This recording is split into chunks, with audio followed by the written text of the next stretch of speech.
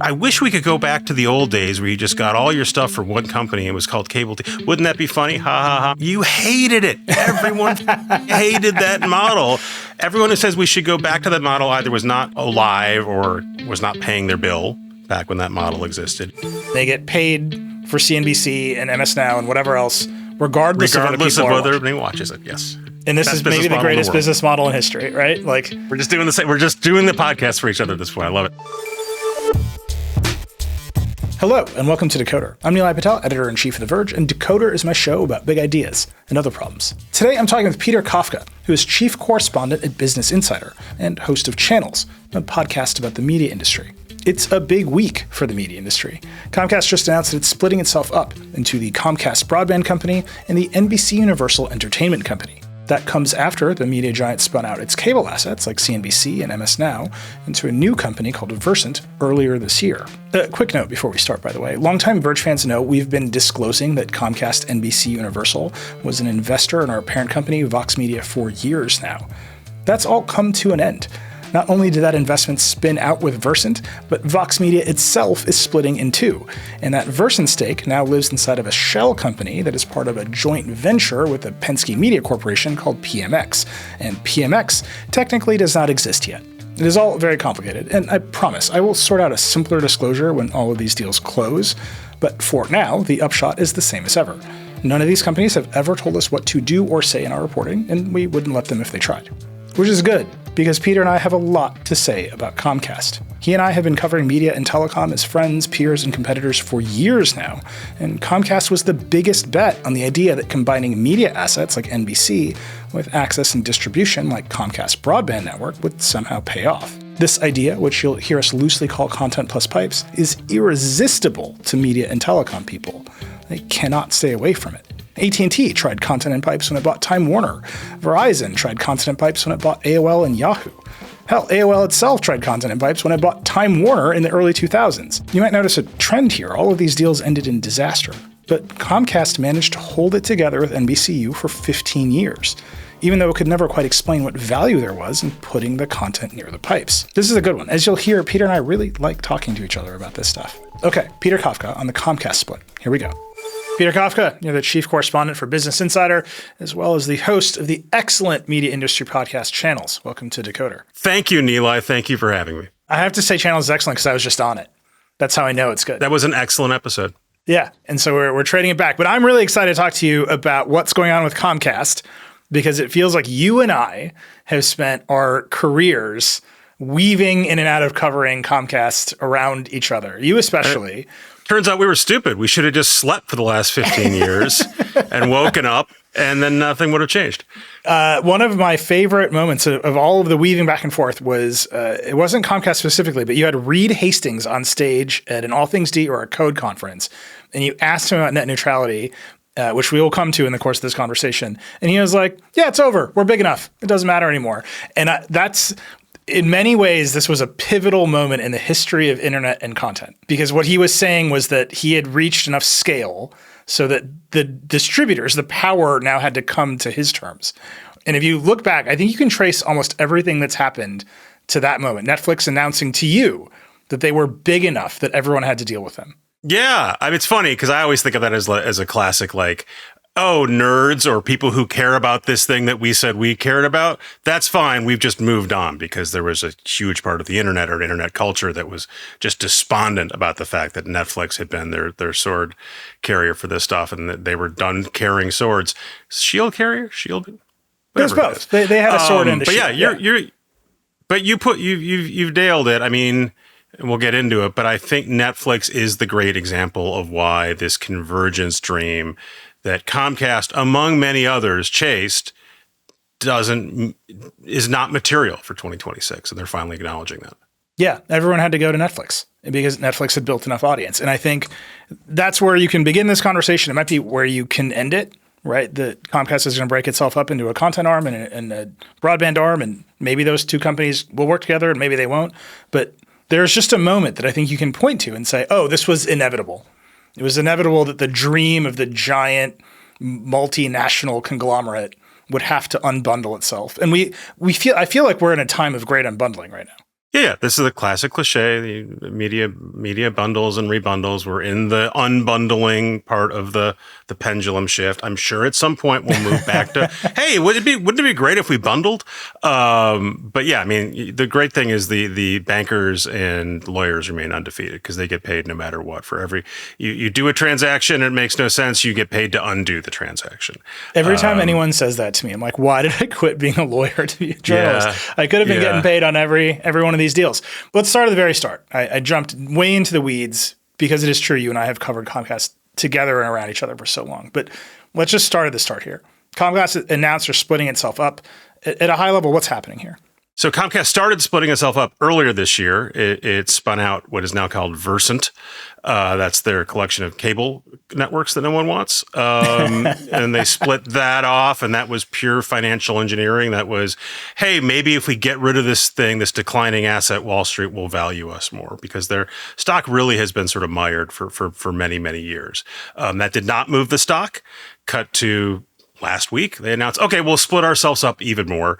We are now going to be what we were before we bought NBCUniversal. We're going to be a Comcast, the company that sells you broadband connections to your home, and now some other stuff as well. That'll be one company. There'll be another company that is NBCUniversal, which is NBC, the broadcast network, Bravo, the cable network for some reason, Peacock, the streaming network, the Universal Studios theme park business, big business, and the actual film and TV studio owned by Universal. So those are big assets, and they're all entertainment. And for years and years and years, Comcast CEO Brian Roberts would get asked by all sorts of folks, why do you own a media company and an infrastructure company? And he would have some answer that didn't really make sense. And the real answer is now, which is actually we shouldn't have those two companies combined. They should be separate companies. Let's rewind just a little bit. Comcast buying NBC Universal was a big deal at the time. And a lot of people made the argument that Comcast NBC was the only company of its kind that actually worked. That every other company that had tried to smash together content and pipes kind of failed from the jump. AT&T, Time Warner, I think, is maybe the classic example of this. Yeah, they didn't even get started. Yeah, they were like, well, this failed instantly. And AT&T would make crazy arguments about why it would work. That they were going to load clips of Game of Thrones on mid-range Android phones, and that would make people pick AT&T. And they were going to have amazing data somehow, and underpants down. Yeah, and it literally just like didn't work from the very beginning. There was an argument that Comcast NBCUniversal worked for a time. What was that argument? I don't know about that argument, honestly. Like, it never worked in terms of there is a synergy between owning the pipes that distribute content and owning the content. Comcast did own some cable stuff before they went and bought NBCU, so that made sense to fold into NBCU. You can argue that NBCU performed well as an asset under Comcast. Again, that theme park business is a real business. They've invested a lot in that. Studio has ups and downs, but it's still a thing that exists and is valuable. But I don't think they've ever proven that there is some benefit from adding the content company to the distribution company, which is what a lot of people thought was going to happen when they merged. It freaked out a lot of people. Oh, what happens if this big cable distributor now owns these cable networks? And in fact, that was a real concern for the Department of Justice. They had all kinds of remedies and restrictions around that merger to prevent abuse. But in the end, I don't know that anything that Comcast, the cable, the pipes company, was helped at all by owning the content or vice versa. And yet it persisted this long. I mean, we're 10, 15 years into this experiment. Why did it last so long if the thesis never made any sense? Great question. Comcast is a publicly owned company, but it's really a family-owned company. It's the Roberts family. Like a lot of these big media and now tech companies, they are essentially family-run companies, even if they're publicly traded. That's the New York Times. That used to be Viacom. It is now Paramount. We can keep going down the list. Wall Street Journal, the Murdochs, again, publicly traded, controlled by one family. So it can be as simple as Brian Roberts saying, no, this is going to work. And mind you, they were still trying to expand their media business as recently as a few months ago. They were bidding for part of Warner Brothers Discovery. They were the third bidder in that deal. And they didn't try that aggressively, but they were, in theory, willing to spend billions of dollars to expand that media company. I think it is probably as simple as, after years and years and years of being told by Wall Street, we don't value this asset, you own it all. We don't care about this giant media company you own. We only care about your broadband company. They finally said, okay, we will take you at your word, Wall Street. We'll split it up. And it's that simple. And why they stuck it out for 15 years. I mean, we do make fun of AT&T buying Warner Media and ditching it a couple of years later. At least with AT&T, you can say they looked around and said, we thought we'd get rewarded by Wall Street for this deal. They had this synergy plan for the AT&T and Warner Brothers Discovery, but the real answer was, we thought if we owned a media company, we would get valued like Netflix is valued. And Wall Street, again, did not reward AT&T at all for that deal. And they turned around and said, all right, let's just get out of here. And so you could argue that AT&T behaved more responsibly than Comcast did. And Comcast would argue, look, we have behaved responsibly. We've grown this asset. The fact that we're splitting it up is just a technicality. Well, two things there. One, it's funny because Netflix is fundamentally valued like a tech company, not a media company. So everyone feels very confused about that just from the jump. And second, AT&T might have been more responsible. Fundamentally, the thing they did was they gave Zack Snyder millions upon millions of dollars to make a grayscale version of Justice League in 4:3, which is just one of the all-time funniest telecom company investments in history, I think. They had so many great deals. They did that Friends reunion with poor Matt Perry, all drugged up. And sorry, that's actually kind of a grim story. We shouldn't get into that. They generated a lot of entertainment for us, so that was good. Yeah. So give them credit for that. You and I stayed in business. But it is funny that AT&T, a telecom company, is more like a tech company on its face than a media company. And they chased a tech company evaluation by investing in media. And it feels like maybe Comcast wanted that same thing, and they actually got the benefit of running a media company people liked. Yeah, and they bought it cheap, right? They bought it cheap from GE. Again, conglomerates love media companies. and why did GE own a media company? What did that have to do with GE Finance or any of the industrial? Nothing. They just wanted to own a media company. And they concluded that wasn't helping them either, so they spun it off at a fairly cheap price. And again, Comcast can say that deal has worked out well for us, on our P&L. It just has not rewarded, with the shareholders have not rewarded us for it. This kind of brings us to the immediate question. You're going to turn Comcast from one big company into two smaller companies. Is this designed to create value by having those smaller companies get bought themselves, further split up? It seems like all the executives are saying that is absolutely not the plan, but it feels like an obvious next step. It feels like an obvious next step. So first of all, like you said, the Comcast folks have been asked about this and said, absolutely not. We're not selling. We're not selling. We're not selling, which can be absolutely what they mean. And it can be absolutely what they mean up until the day they decide to sell one of those assets. There's tax implications that make it difficult for them to go and turn something around right away. So they might end up holding these things for some period of time before they decide to sell them. I think it's worth noting that if you're a Comcast shareholder, you're going to own 20% of this spun out company, but not for very long. They're going to sell that down. So to me, that's a little bit of a tell.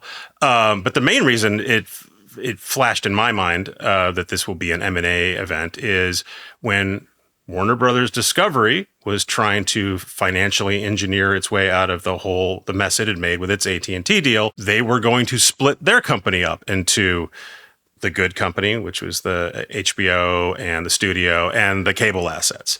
And the idea was, one, we'll dump the cable assets. Maybe that will make our existing stuff look more valuable to investors. Also, there's lots of companies out there that want to buy HBO and or a movie studio.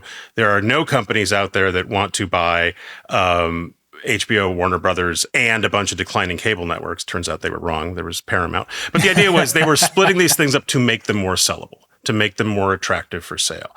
So two things can be true at once. They can say they have no intention of selling either of these assets. People think maybe Charter and Comcast is a combination on the other side. But they have now made them more acquirable if they want to do that. Let's talk about Versant for 1 second. That was the first thing that split off. You can see that they were just trying to cut costs there. Maybe most definitively in the rebranding of MS Now, upon which they spent approximately $0.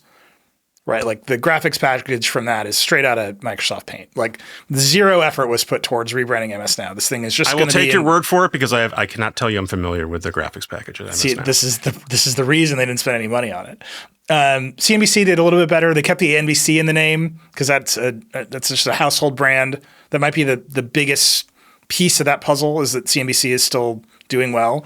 What is the future of Versant? If all the cable channels that were distributed on Comcast network are declining, all of Paramount's cable channels are declining, it feels like that company has only one direction to go in unless it radically reconfigures itself for the internet.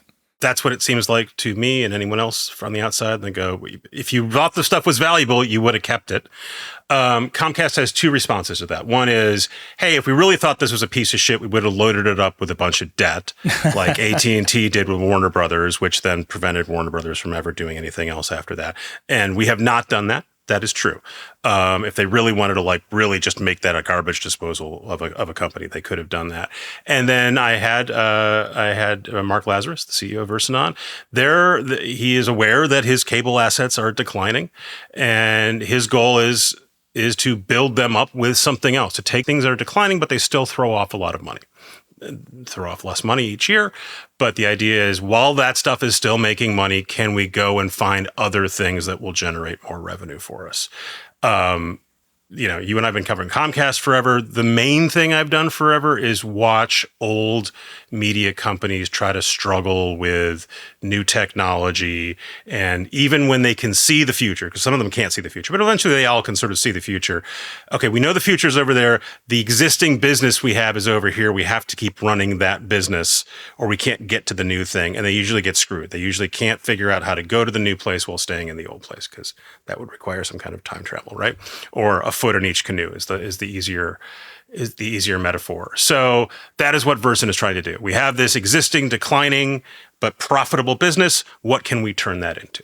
That's the pitch. The reason I ask that is usually a foot in each canoe is great, but you got to turn down the money from the old canoe in order to go invest in the new money that you might make on the new platforms. Versant makes a lot of money because people have cable packages and they get paid for CNBC and MS Now and whatever else, regardless of whether everybody watches it. Yes. And this is maybe the greatest business model in history, right? Like we're just doing the same. We're just doing the podcast for each other. Listeners should know that Peter and I share a lot of history covering these companies. If it's not obvious by now, this is the greatest business model in history. You get paid no matter what, just because people subscribe to a subscription bundle of cable channels. That business is not just in decline for Versant; it's in decline overall. And you can see it because Comcast pay TV business is essentially in free fall.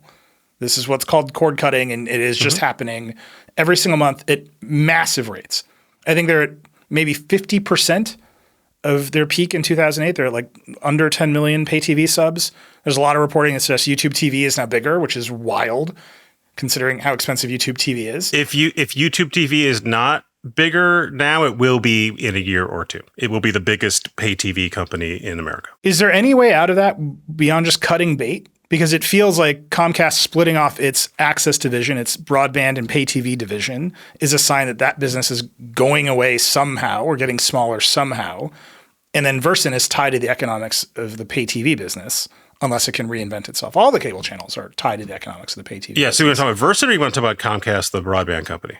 Well, I'm focused on the fact that this one company that had sort of intertwined economics is splitting itself into three, and the economics are still intertwined, and I don't see how the pay TV business ever recovers.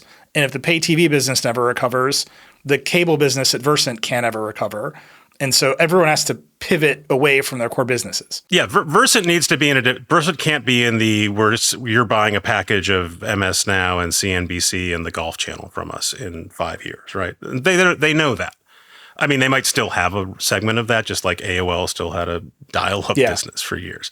When I worked at AOL, it was like a dirty secret that old ladies were still paying for dial-up. So that's like an interesting, business school case study, right? How do you know this thing is happening? What can you do? How can you extract value out of it? Will this thing be a standalone company for X number of years, or will it then get combined to something else? Will some version of Bending Spoons buy it for the digital glue factory that is Bending Spoons? The Comcast part of it is pretty interesting because for several years now, the Comcast argument has been, we're not really a cable TV company anymore. In fact, we don't actually care if you buy cable TV from us. We're happy to sell it to you, but all we want is for you to buy our broadband. And that is an awesome business. It is super high margin. They won't ever use these words, either a monopoly or a duopoly. In almost every market we're in, if you want the internet, you're getting it from us. And after that, we don't care what you do. And that looked like an awesome business. And there was a point in which they formally crossed over and had more broadband subscribers than they had video subscribers. And that was a big moment. Like Comcast is not a cable TV company anymore. And so if you look at where they are today, that all makes sense. If you see them shedding media. Their other problem, though, is that the broadband business is not as good as it used to be because there actually is competition now. There is fixed wireless from T-Mobile and Verizon, and I'm sure folks who listen to Decoder have heard you talk about this in the past, but it went from being sort of a fringe idea to its real competition now. Now their broadband numbers, which used to go up and up and up every year, are now flat or sometimes down because they are facing real competition. So that's a problem for them. They are trying to sort of engineer their way out of that. But one thing they're doing on top of that is saying, I guess we should be in another business. Okay, why don't we sell wireless? If the wireless guys are going to sell broadband, we can sell wireless. So they are now building up a wireless business. And there's no obvious synergy there other than if you're going to buy internet from us, maybe you'll buy a phone connection as well. So it is not a clear-cut sort of business as it used to be even like 5 years ago. That wireless business has always been a puzzle for me. They've tried it for many years in the markets they're in to bundle wireless, but they're always reselling someone else's network. Yes. Right? They haven't built one of their own. Other big pay TV companies that have tried to build their own wireless networks and pivot their businesses have more or less fallen on their face. I'm thinking of Dish Network specifically here. They were supposed to be the big winners of the T-Mobile and Sprint merger where the government literally engineered a deal for them to take over some spectrum and part of Sprint's network. Dish Network just declared bankruptcy. Like, this just did not work. It is too hard to do at scale. Is Comcast going to try to build its own network in broadband? Or are they going to keep reselling Verizon? Do they have a plan to be actually competitive here? I would assume that it's a reselling and bundling plan. I'm not a spectrum expert by any means, so I'm not sure what's available, what they would need to be competitive in that market. Again, their messaging is we're a buyer, not a seller. All right, so if you're Comcast and you're running a broadband and wireless company, what would you buy that would make you more competitive? I don't know. I'm sure there are listeners right now who are screaming at me that the Dish Network, we're going to stand up a network plan was always a sham in order to collect spectrum assets and resell them or profit later, which is what happened, but still drove that company into bankruptcy. I'm very curious that the Comcast broadband division that's going to get split out has a plan to grow because I'm looking at the numbers. I think they lost 700,000 subscribers last year. That's a huge number. Their only way to grow is actually to grow outside of the markets they're in. So there's some talk that they'll combine with Charter, which doesn't operate in the same markets as Comcast. But that doesn't get you any economy of scale, right? Running a bigger physical network doesn't get cheaper. It actually only gets more expensive. Their announced strategy to deal with these losses and this overall problem is we're going to operate it better. Sure. And that has to do with pricing and deals and how we've been selling and we're going to make the selling easier and all that. Sure, operate it better, but that's a fix the business, not grow the business plan. Every Comcast subscriber just heard their internet provider say they're going to cut costs and operate leaner, and thought about their customer service experience, I'm sure, and then thought about those cheaper fixed wireless plans. This is the conundrum they're in. They have to provide a higher quality service for less money. Is this the part of the story where we mentioned Elon Musk? It's literally the next question. We're doing the podcast together. This is great. SpaceX went public. The only part of that company that makes money is its telecom, is Starlink. So much so that there are rumors that they will buy T-Mobile, which is hilarious to me because SpaceX chasing telecom economics with their fixed costs of launch and everything else they're doing, I don't know if the telecom economics can support it. But why that's because you're not smart enough. You don't have enough intelligence. You're not creative enough to understand what a galaxy-sized TAM is, Neeli. Yeah, the whole world. I have no idea. I mean, look, they're already competing with the T-Mobiles and Verizons to sell you internet access, and they may well be competing with Elon Musk. Again, just because Elon Musk enters a market does not mean he wins. We've now seen evidence of that several different times. But he's certainly a real player that they have to worry about. The Starlink premise, at least until now, is I will bring you broadband quality connectivity in places where no cable company would ever dare to spend the infrastructure investment of laying fiber. Comcast has big physical plants in cities mostly. I used to live in Chicago as a Comcast customer. It is true that Comcast was essentially a monopoly or duopoly in almost every apartment building in Chicago. And most people I knew just had Comcast. Starlink has to show up and compete there in ways that they can't yet. This is why people think they might buy T-Mobile. Then the competition looks like, okay, you can get pretty fast access for the same or less money, and then you're in a price war. I would say Comcast has done almost everything it can do in its history to avoid that kind of competition. Have they shown any signs of being able to meet that? No, I mean, they've been facing real competition from the telcos and losing broadband subs. And what they've said is, okay, the people who were doing that aren't running that business anymore. We have new people running the business, is the real answer there. I will say, again, I really know very little about Spectrum. I will say there are sober-minded people who continue to think that the fixed wireless business has sort of a hard cap in terms of how many customers it can serve, that there's like literal just sort of physical limits on what you can do with that. And I think that's also probably Comcast's hope is these guys can only get so big and then they can't sort of get into our markets beyond that. But that's also kind of the inverse of whatever cable TV executive was saying in 2010 to 15, which is, well, maybe cable TV subscriptions will slow a little bit, but they're not going to go to 50%. Yeah. And they're at 50%. The other hope that I hear is that Starlink does require a fiber network on the ground. You can connect to satellites all day long, but they got to hit a ground station. Then you need massive bandwidth on the ground to support all those customers. And maybe, just maybe, these ISPs will put themselves in the business of supplying the backhaul at high rates. I just can't believe we're still talking about ISPs and it's 2026, but here we are.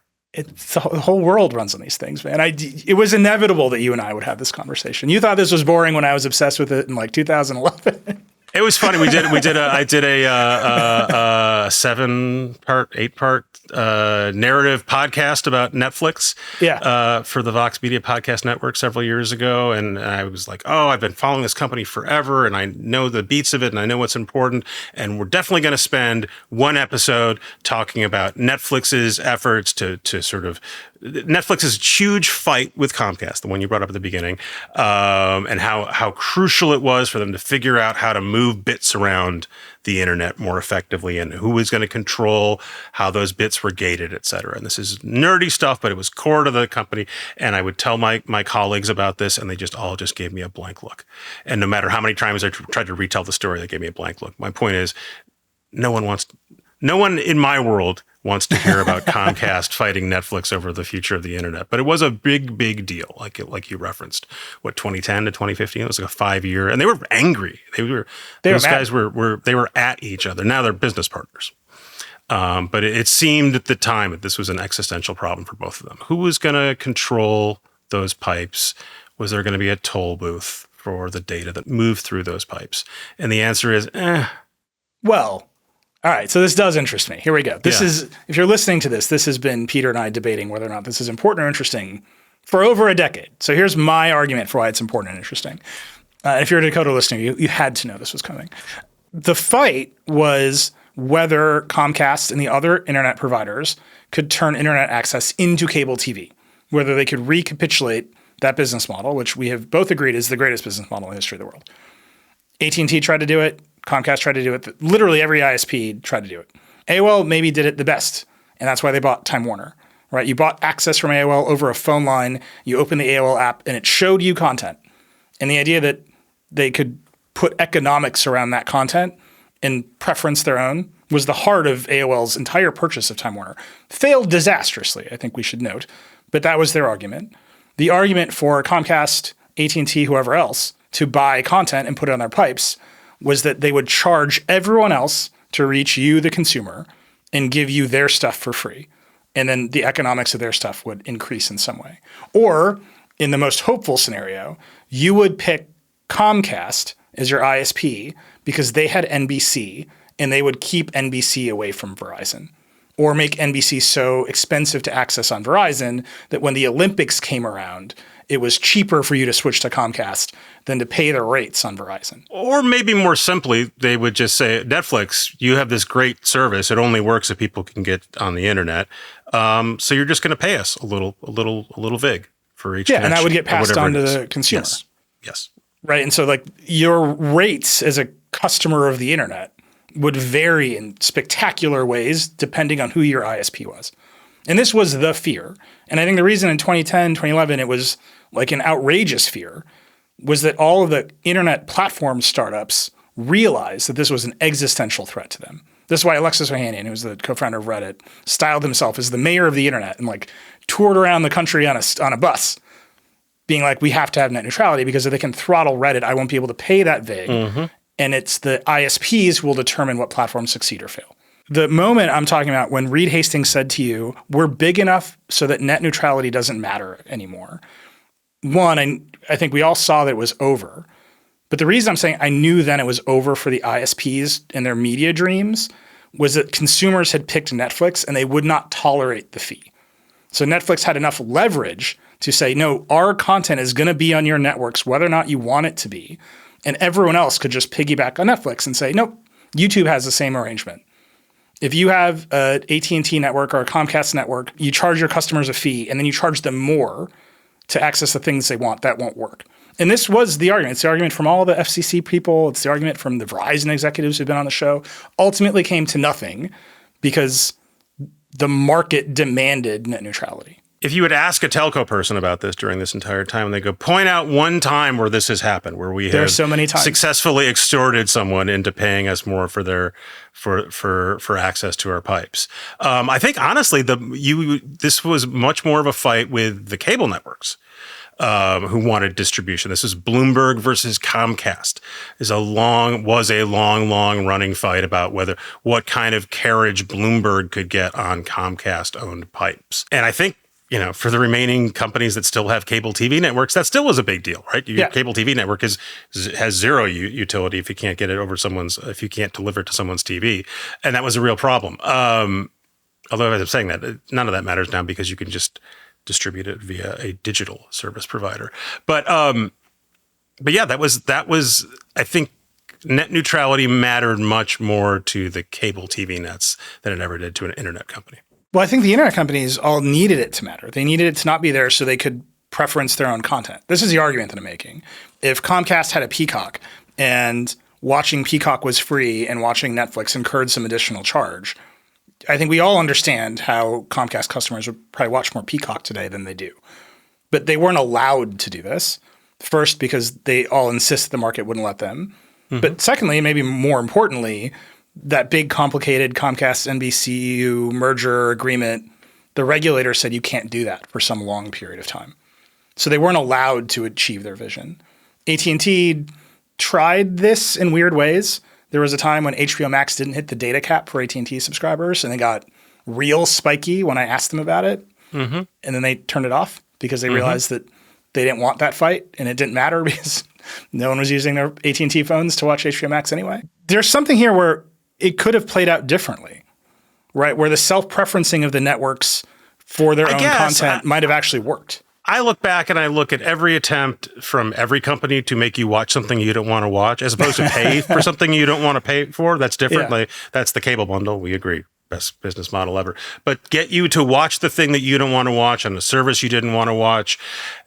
The internet says that doesn't work. What you can do is say, here's some free shit with ads. It's not great, but it's free. And people will watch it. That YouTube is that model. But so is, what is the Roku channel? Is it Howdy? No, there's the Roku channel, which is free, and it's just on your Roku TVs, and it has a lot of shit, but it's free, and that is now a meaningfully sized internet company. You can reasonably sized internet video provider, so that can work. But you can't say you must watch Netflix. or we're going to make Netflix $5 cheaper, and thus you will have to pay for it as compared to Peacock. We haven't ever seen that play out, and it's dumb to get overly optimistic and cheery about the internet in 2026. But we have seen that at least one thing the overlords have not been able to pull off is to get us to consume get us to pay for video we don't want to pay for. That's the one little bit of freedom we still have. They're all moving to ad supported one way or another. Actually, you brought up Roku. The question I have is where does the vertical integration begin and end? Right? Fox is buying Roku to get access to its distribution and its customers and all of those TVs. That kind of vertical integration seems alive and well. Right? Netflix was in the market to buy Warner. Paramount might still be in the market to buy NBCU. NBCU might be in the market to buy some other stuff. That kind of integration seems like it's going to keep happening. But you get to the actual pipe, the actual internet connection, whether that's wired or wireless, and that's the one that doesn't ever seem to work. Why do you think there's a big difference there? I don't know is the short answer. And also I'm pretty interested to see what happens with Roku and Fox, because Roku and Fox in a lot of ways is another one of these content distribution plays that we have seen not work for more than 15 years, 20 years, 30 years, right? Going back to AOL, Time Warner. You could argue that there's just less levered onto this. It's a smaller deal. There's no grand proclamations that this is going to connect everyone to everything. This is for a subset of internet TV watchers. Another is just sort of practical. I think one of the reasons that Fox, Roku may be constrained will be the same reasons that all these other companies were constrained separate from regulation. It's that if you have this asset, if you have HBO, you want HBO to be distributed as widely as possible to as many people as possible. If you are privileging Roku customers in some way, that is likely to be counterproductive. It's not going to switch. It's not going to convince people to get Roku so they can get HBO. It's going to convince people to go, it's just a pain in the ass to get HBO if I also have to get it through Roku. And that's what happens time and time again with all of these content plus pipe deals, is that everyone realizes there's just nothing that we can keep that's proprietary that will convince someone to get our broadband through us, right? Another version of this is Xbox, right? People like playing Halo, but not enough to buy an Xbox so they can play that game. They want to play other games. Does that all make sense? It does. It's funny you brought up Xbox, because Xbox is the other famous example of Comcast zero rating a service and people freaking out until they turned it off. Zero rating, by the way, is when some data doesn't hit your data cap and some does. Again, there's a long history of these companies trying to do the thing that would make the economics of owning the distribution and the content together work, and then immediately meeting either market or regulatory backlash. Yeah, I think market in the end has been more important than regulatory. It's true that people want net neutrality, and it's funny that for as boring as it is, whenever you point out that the bad thing is happening, the market does freak out. And so you might not need the regulation because everyone's always so mad about it. You were on my podcast recently. You brought this up, right? You can't have an iPhone without access to Instagram. Doesn't matter whether Mark Zuckerberg and Tim Cook like each other. They have to play nicely or nice enough to make that work. They both lose if it doesn't work. And again, I guess that's the market working.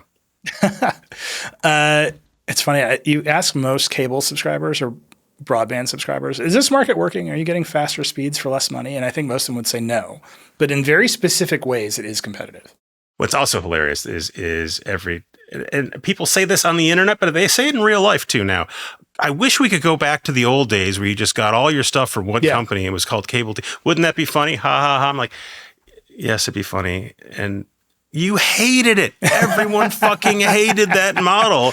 Everyone who says we should go back to that model either was not alive or was not paying their bill back when that model existed, or has just memory wiped themselves. The Comcast, TCI, whoever was your cable company was the most loathed company in the world because you hated them, because they gave you shitty service and they made you buy things you didn't want. And now we're in a world where they might still give you shitty service, but you don't have to buy things you don't want from them. And every tech company thought they could take the living room by just putting a nicer user interface around your cable box, because the cable box interfaces were so bad and so insulated from competition. And all of that failed against the miserable technology stack of cable television. Yes. And now you have Roku, which is and now you have Roku, but now you have YouTube TV, which is a cable provider that is growing.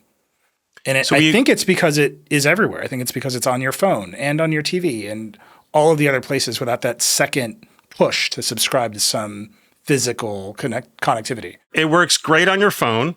They are marketing the hell out of it. They are putting money into it. I've always wondered, and I ask YouTube and Google people this all the time, why they don't push it even harder.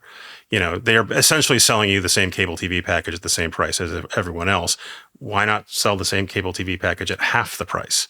You're Google. Why don't you just eat the losses for X number of years and just own the entire connected TV market? I mean, it's funny that you asked them that. I'm like, why don't you just make the sports in 4K? Why don't you just pay the money and put the 4K cameras in every NFL stadium? You're Google. You can figure it out. And then I'll have 4K NFL and I'll pay you as much money as you want. And they just kind of look at me and they say, the local TV market is more complicated than that. And they get 1,000-yard stare. And it's the reality of, no, we got to distribute to a bunch of local broadcasters and we got to share these feeds and regulators are involved and they can't just throw money at the problem. I think the way that they want to. That is a big mess, right? That whole TV ecosystem is a relic of maybe 3 different eras. The broadcast era when there were only 3 networks in the entire country, the cable era, the premium cable era when HBO was ascendant, now whatever declining era we're in where there's like 45 sub-channels on my main NBC broadcast that are all infomercials. I don't know what they're doing. There's something happening there that seems hard to reckon with and maybe everyone's just running away from. But it's still there. It's still like everyone still has to deal with it. And it's still the main economics of everybody. Like, Brendan Carr runs around being like, I can regulate ABC content because of broadcast spectrum. That's a lot of machinery. That's a lot of complexity. Is one of the reasons you would take NBCU and the studios away and apart is to chase cleaner, pure, direct-to-consumer internet distribution instead of that whole mess? Or are they still going to have to deal with that whole mess? It's just saying that those businesses are not connected. We're back to where we started. We thought we could connect them in some way. They remain unconnected. They're completely separate businesses.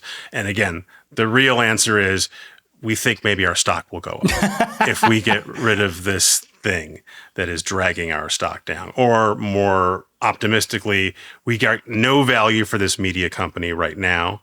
If we split it, then we'll have a media company and a broadband company, and maybe we'll have some lift by owning 2 companies instead of 1. Okay, we've talked about the broadband company quite a lot. Let's talk about the media company for 1 second. NBCU is a player. It has a sparkling brand name. It has the Minions. It has the parks, as you've mentioned. Taylor Sheridan. It's Taylor Sheridan now. He's going to get better or worse at writing women with the power of AI, I feel. We're going to find out. We don't need women in our TV. Is that the winner of all this? Is that the company you want to be at? I mean, everyone I talk to at Versant has a good face, has a good game face. That this is, we can invest in our own future, and we don't have to worry about feeding the parent company. They all have the same hymn book. I don't know how much they believe it. I think you can make a pretty strong case that NBCU as a standalone company is interesting. Again, either as a standalone company or as an asset to be acquired by somebody else. You can't replicate that theme park business. Can't really understate how big a deal that is, especially in a world where AI is going to be their future and people are going to want tactile experiences. Like, that is a great thing to own. Studio is super valuable. Peacock has not really worked for them, and they've been reluctant to sort of throw the same kind of money that their rivals have. So I don't know what becomes of that. And the broadcast, man, broadcast is hot again. What you keep hearing from the Paramount folks is that, yes, they bought all those cable TV assets. They know that's not their future either. They're going to try to milk money out of them just like Versant is. But they really think that broadcast TV is a special thing. I think that mostly comes down to broadcast TV is a thing you can show football on. And that's super valuable. But they seem to think that is a very valuable asset. And again, there are only a handful of broadcast TV networks. They own one of them. Another way of putting it is there are only a handful of places where you can distribute NFL programming to all of America, and they own one of them. So yeah, it's a thing. It's the sports piece that makes broadcast valuable. NFL is the big one. It's the World Cup right now. And the idea that you need big free distribution of sports that you control seems ascendant.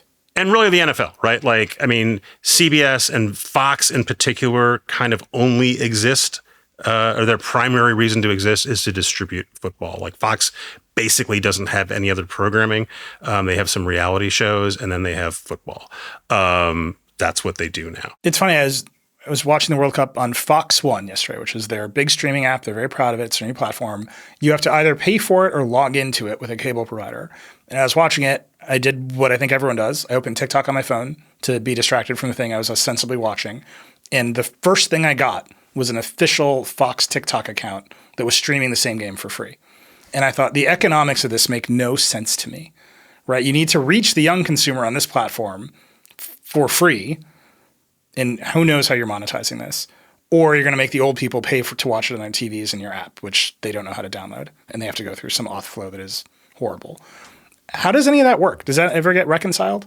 The kids are all going to watch TikTok for free? A big thesis on the show is we all have to reckon with the fact that there's an army of teenagers making content for free on Instagram and TikTok every single day. And every media business has to just ignore it. Just ignore the elephant in the room that destroys their cost structure. That's well put. I don't know that they have an answer. Every time I hear them talk about it, it's the wrong answer. It is things like, well, if we make this in a format that that works for phones, then people would pay for it, right? I mean, Quibi, but a million other things like that, right? And it's not that no one can watch something on their phone. It's that no one wants to pay for the stuff that you have on their phone. They don't want to pay for most things. They can get most things for free. But that is why sports remains sports. Also, Fox paid almost nothing. They paid like $500 million for the World Cup, deal of the century for them, especially with the extra water breaks. That sports is the one thing that is immune to this. But even that's not really true because young people don't watch sports. If you find a Zoomer and ask them to sit and watch a 2-hour game or a 3-hour football game, no fucking way. So this is one of those things where we keep saying the economics for all of this is not sustainable. It has to collapse. It has to have a reset. Year after year, we say this, and year after year, the rights for sports go up and up and up. Because it's the only thing that can consistently draw audience, right? There's no other one day it has to snap. One day it will reach a point where an NBC or an ABC or a Paramount, one of them will cry uncle and say, we can't do this. I mean, you already saw Warner Brothers pass on basketball, which is a much, much smaller sport. And it'll be a big fucking deal when one of those companies bows out one way or the other. And that will be a giant, giant, giant shift. But we keep saying that, and it does not happen. My prediction, by the way, is that eventually YouTube just pays the money to have it all, right? They already pay for Sunday Ticket. They're already the big NFL partner. At some point, they're just going to say, look, it's all on YouTube.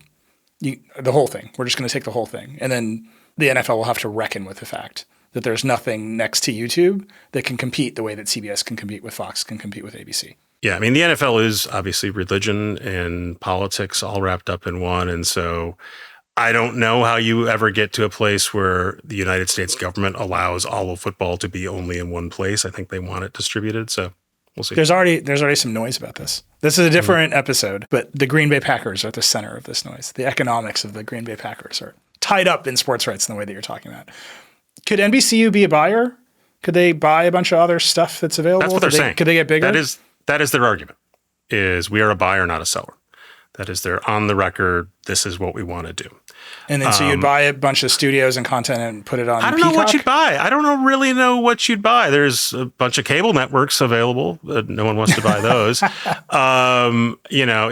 they go do transformational things? Do they do little tuck-in businesses? Again, if you talk to Versant about how they're going to build their business, they talk about their online golf stuff where you can, buy tee times, but they've been talking about that for literally a decade. So I'm not sure what these businesses you can tack on to the media business would be. The big argument for all the big studios has long been whether they will be a supplier to platforms like Netflix or build their own distribution. Thus far, all the big studios have taken a run at building their own distribution, right? Paramount built Paramount Plus. Disney built Disney Plus. NBCU alone did not build NBCU Plus. They built something called Peacock. Peacock is not as big as the others. As you've said, they haven't invested in it as much as the others. Is there a chance they just give up and they become a supplier to the Netflixes of the world? That is always a possibility, and that is again a debate internally for them for a long time. And before all these companies went to create their own distribution, to build their own Disney Plus, they were very happy to be Netflix suppliers. They thought it was a great business because they were selling all their stuff at huge markups, and Netflix were a bunch of dummies for buying it. And they realized what they had created. Yeah. Then Netflix got to roll up and say, "We're so big it doesn't matter." Yeah, I could definitely see a world where some version of NBCU is the broadcast business, the studio, the theme park, and then if you want to buy our programming, Netflix or anybody else, go for it. Could they sell to one of the tech companies, an Amazon or an Apple? Yes, they could. The politics of that are very complicated because we don't know who's going to be in office and what regulatory stance we're going to have. And there are deals that the Murdochs can do in 2026 that the Roberts family would have a harder time pulling off. I think fundamentally Trump is transactional, not ideological. So there's always a way to make the deal work. I mean, by the way, even as he's like doling out favors of the Murdochs, he's suing them for $10 billion, which is just no cognitive dissonance there. So yeah, I think I think a lot of folks assume there will be combinations of these assets, no matter what the Comcast executives were saying on their investor call last week. Well, just to make it plain, the Murdoch family owns Fox News and the Wall Street Journal, specifically the Wall Street Journal editorial page, which is religiously pro-Trump, the New York Post, which is religiously pro-Trump. I disagree on the Journal, but come on. Well, they don't like tariffs. They're far to the right. They criticize Trump quite a bit, but not that it matters. Go on. We could get into it, but they don't like tariffs. They don't like screwing with the Fed. Almost everything else they're with them.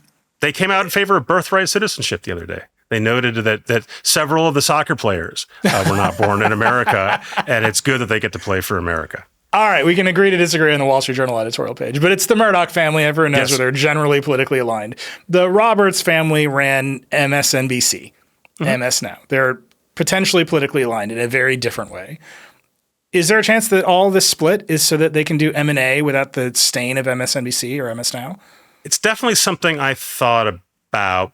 I think that is a lot of bending. I think there are easier ways to make Donald Trump happy other than splitting your company up. If there's something you really want to get accomplished. I have thought about that, whether or not this makes it cleaner and easier for the Roberts family to maneuver. If they don't have to worry about what Donald Trump says because they no longer own MSNBC or they no longer own NBC. What are the things he cares about?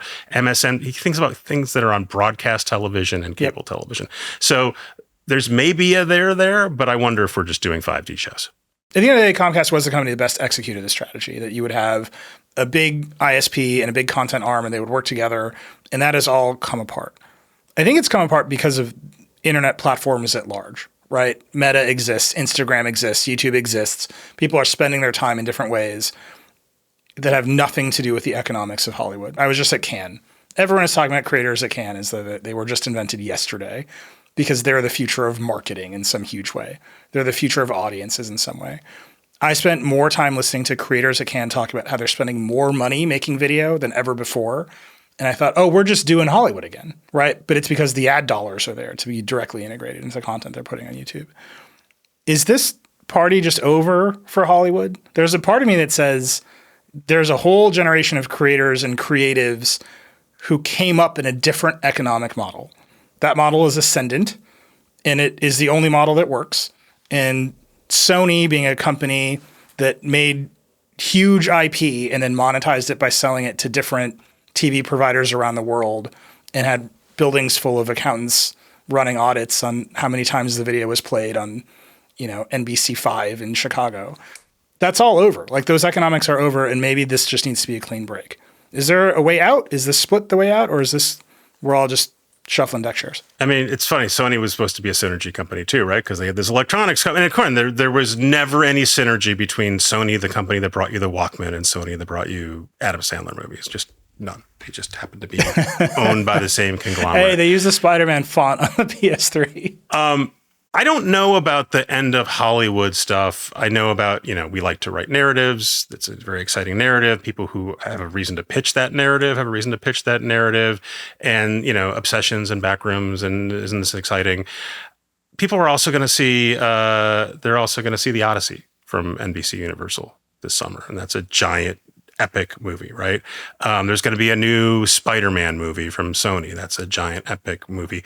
Could you, in theory, finance that thing yourself and do it without making a studio? Sure, I guess. But the record labels still exist, right? So there is something that some combination of capital and talent still allows these companies to create that the individual creator cannot. It seems like consumers want both of those things, not either or.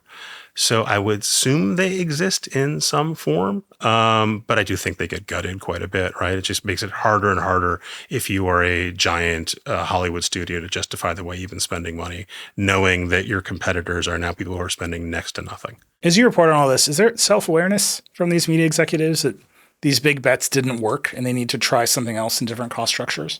Usually you need an entirely new executive to come in and say, the old guys. I mean, that's what you're seeing at Xbox right now, today, this morning, is where they put out a memo saying basically our predecessors at Xbox got this all wrong. And that's the only way you can sort of acknowledge it. If you bring in a new team and say the people who were here before are the ones who screwed up, which is actually not a new dynamic, right? They rarely say, I mean, the CEO of AT&T was the guy pushing for the AT&T Warner Brothers Discovery deal when he was COO, and then he became CEO and sold Warner Brothers and said, "Oh, that was never my deal to begin with," and everyone decided that was a polite fiction they would live with. It's a great world. If you and I spend $83 billion in the wrong way, we have real consequences, and other people get raises. Well, Peter, I suspect over the next year or so, as all of these splits happen across all these companies, you and I will be talking to each other many more times because none of this seems settled. And it also seems like there's a lot of money that's going to fly around without a thesis. And it's our job to figure out what the story actually is. It's great fun to write about, right? I mean, literally the last year or so, I was saying, I'm kind of getting tired of this beat. I feel like I spent years talking about what would happen if the internet finally showed up and if the internet finally became TV, what would happen? And I'm like, well, like it did become TV and it's really fucking boring. It's just Peacock and some streaming services. It's not fun to write about. And it feels like it is now splitting again. And that is extra fun for us to cover. Yeah. The bundling part of the cycle is pretty boring. The unbundling cycle seems wild. There's a lot more characters. They're literally having to compete more. And somewhere in there's Elon Musk saying he will fund a rocket company with telecom margins, which who knows, man. Peter, this is wonderful. We'll have to have you back soon. Thanks for being on. Thanks, Neil. I'd like to thank Peter for taking the time out of his show to come on Decoder, and thank you for listening. I hope you enjoyed it. To let us know what you thought about this episode or really anything else at all, drop us a line. You can email us at decoder@theverge.com. We really do read all the emails. Or you can hit me up directly on Threads or Blue Sky. If you like Decoder, please share it with your friends and subscribe over your podcast. Decoder is a production of The Verge and part of the Vox Media Podcast Network. We'll see you next time.